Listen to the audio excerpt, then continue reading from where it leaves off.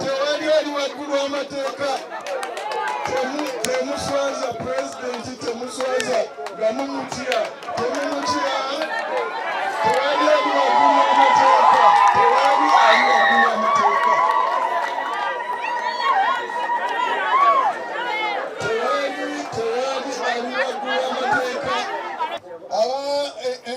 Wamwe mugende mu biwandiike bulungi. Office ya Madam Fiona ejja tuyamba tufiling a civil case atusasule buli kantu konna konna.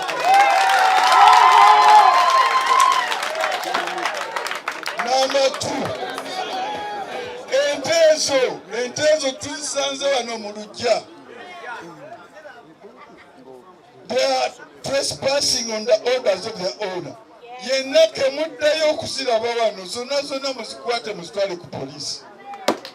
Abapoliisi banaabanya ekyo zikolera, naye tetwagala kuddayo kulaba nga essomero gavumenti mwetadde ssente, it's a government school, ate omuntu ava eri gaga nti nze nina ekyapa. Ekyapa kikimbagambye etteeka lirimu. Oba olina ekyapa naye kuliko ow'ekibanja, ekyapa ekyo mpe obuwewo kipapula bupapula, oba oyagala eri akiyuzeyuze akikumise sigiri. Kuba ekyapa kirina makulu nga n'ow'ekibanja akuze. Oba nga toliko, you are not in occupation. Ow'ekibanja yali mu occupation. N'ekyo y'ekibanja yalina security of occupation mu constitution. Eyo president gw'alagidde nti mumukuume. Poliisi yonna ebyokola ekyo nyabala DC sirina kukuula kyonna kino ogenda kubawa security. Kakati temuddayo nammwe kulaba nti ziyinidde mu bintu yammwe nammwe negamba nti nze nannyini ttaka. Ani yabagamba nti ow'ekyapa ye nannyini kitaka? Mulabyemu ekisoma wano. Mbagambye nti constitution egambye kikuwa ekyapa ky'ettaka bwe kiba kya mayiro oba bwe kiba kya liizi oba bwe kiba nga kya freehold. Kuliko ow'ekibanja. Ow'ekibanja ekyo bw'agamba nti sikuguza, asigaza ekibanja kye n'ogenda n'empeeyo n'ebipapula byo. Naye kino sika ate ne Nabosi gwe yamuyita mu lutalo n'amugamba njagala Nabosi onguze. Nabosi n'agamba nti bino nze situnda busika bwa bajjajja bange. Nammwe ow'ekibanja bayinza okukuba miliyoni 10, miliyoni 3, n'ogamba nti yezi emiliyoni ze3 nzirabye n'ekipapula kyekyeshapa nkirabye, naye nze nsigaza kabanja kange ŋŋaanyi situnda.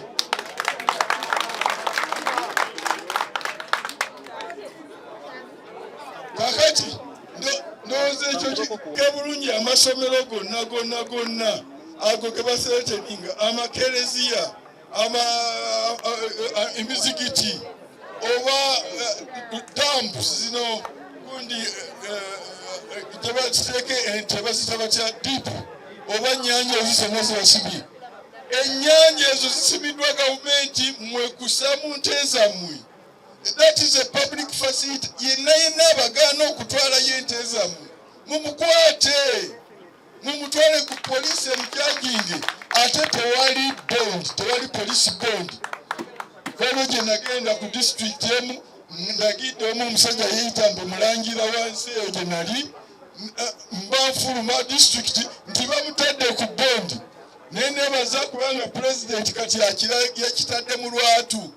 Ate temugamba nti ekyo kikontanye na by'abalamuzi nedda, kubanga poliisi eri wansi wa Ministry of Internal Affairs. N'ekyo it is executive function. President ali free ekiseera kyonna okulagira Ministers of Internal Affairs ti poliisi eyo tewa bond. Era kiba kiba ekikoze, era kirina force of law. Ab'essomero lino kirina okuwaziza nnyo. Mamala DC w'okomeddewo ng'ente zigenze naye zibadde zijjudde wano nga kyobeera nti ente ye kilasi mu kibeera bwewatu wano wonna era olaba obusa bujjudde wano. Bannange mumanyi ŋŋambye the security of occupancy. Security of occupancy. That's Article 237, sub-Article 8. Bagambia, there's Limitation Act, Section 5. Bagambia, the Limitation of Titles Act, Section 78.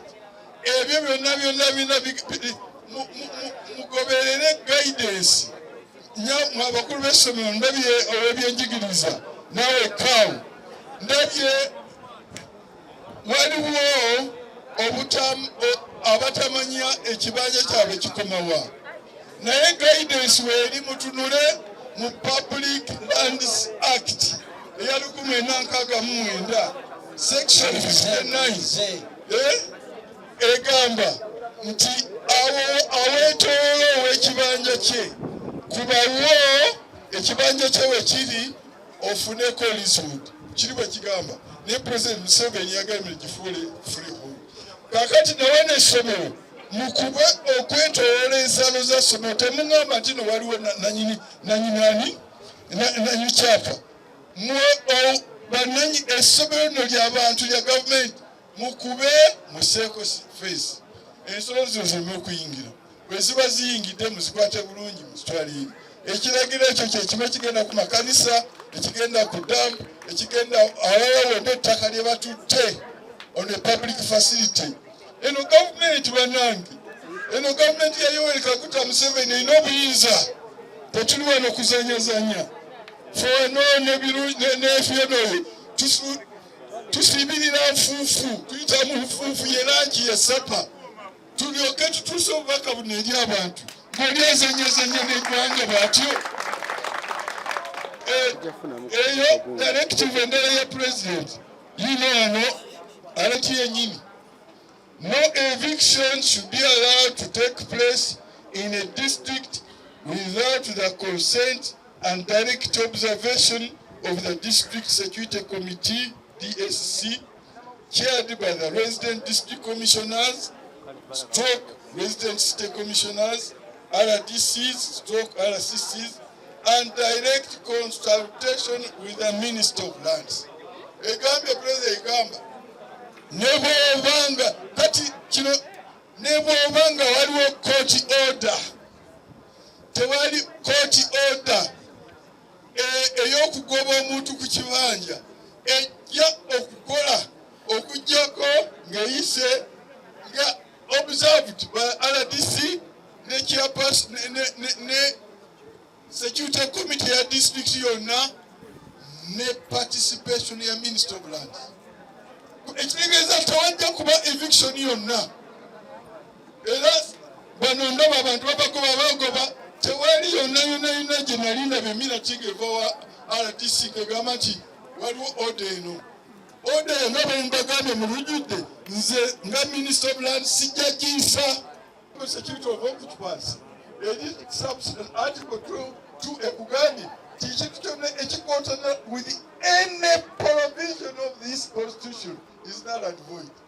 Kati president yakisadde dda mu nkola alagidde wano naye waliwo kano ssebo kano kamwe district team wena muli wano mwoliize president agamba if this is not done kisenga kino tekikoleddwa and the illegal evictions go ahead abantu ne babagoba mu bibanja byabwe, the members of the district security committee will all be held responsible and the action will be taken against them. Senga kino tekikoleddwa abantu ne bagoba ku bibanja byabwe, abo bamemba ba district security committee, that is from RDC, ISO, whatever, bonna LC5 kuba naye kwatula n'abala bonna. Action president yennyini ajja kubeekwatiramu exception eri however UPDF yokka.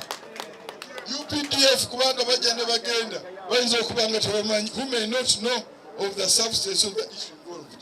Abalala bonna bannange district team senga abantu bano batuwaabira ne bakola lipoota nti bannange batugobye wano district team tezza kututaasa ffe tujja genda ewa Ssaabalaji nti ssebo bano bantu bo gwe abasaayo kale ffe tukugambye abantu bali bebabaanira babantu bagobwe kyetuvudde tulagira wano oyo omwami akwatibwe taweebwa pondi agende mu kooti avunaanibwe trespass, malicious damage, forceful entry, threatening violence, biki n'ebyo byonna.